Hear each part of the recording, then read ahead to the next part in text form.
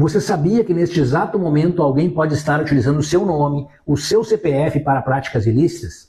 Hoje a imprensa noticiou uma grande operação policial que prendeu golpistas por invadir contas gov.br de um grupo de médicos. Mas esse golpe não escolhe profissão. Qualquer pessoa com o CPF exposto pode ser vítima. E para se proteger, existem alguns passos bastante simples. Primeiro, consulte o seu CPF na plataforma Registrato do Banco Central e veja todas as suas interações. Depois, você pode bloquear o seu CPF na plataforma RedeSim, para que ele não seja utilizado para a abertura de empresas. É importante também renovar todas as suas senhas e, principalmente, ativar a autenticação 2 fatores, o 2FA, na plataforma gov.br e em todas as plataformas importantes que você utiliza. Se precisar de ajuda técnica, procure a polícia. Se precisar de ajuda jurídica, procure um advogado da sua confiança.